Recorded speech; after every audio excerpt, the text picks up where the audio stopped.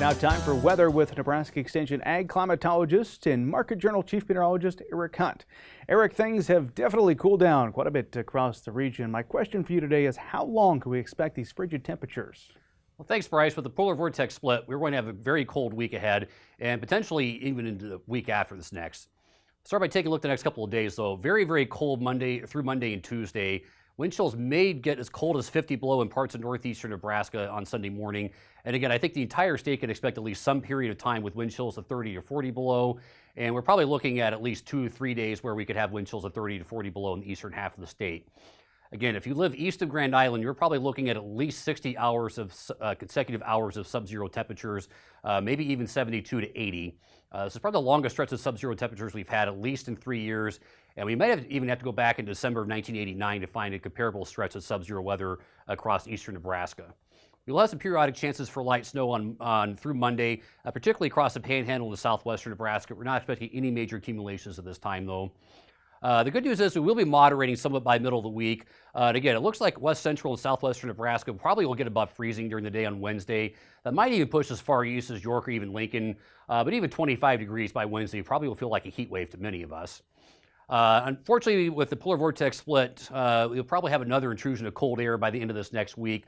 So look for a cold front to come through the state somewhere between Thursday night and Friday night. Afterward, it'll probably be very cold again, likely highs in the single digits, particularly in eastern Nebraska. This doesn't look to affect western Nebraska quite as much, so you might stay just more seasonally cold this next coming weekend. Again, the CPC is pretty bullish on it being cold from January 18th to 24th, so this 8 to 14-day period. The good news, though, is it looks like we will get a little break from the snow. Now, again, we could use some moisture for most of the state, but I'm sure a lot of us would probably welcome a little break for having to scoop or get the snowblower out. The good news with the drought monitor is that we actually now have no exceptional drought anywhere in the state, and that's the first time since at least early summer of 2022.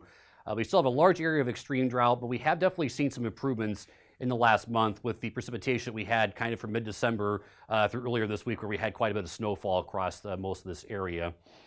Speaking of precipitation, this is probably a little bit overdone. I don't think we didn't actually pick up over an inch in some parts of eastern Nebraska, but we certainly picked up 3/4 of an inch in a lot of places, and some places did melt out over an inch of liquid water equivalent with the snow that we had.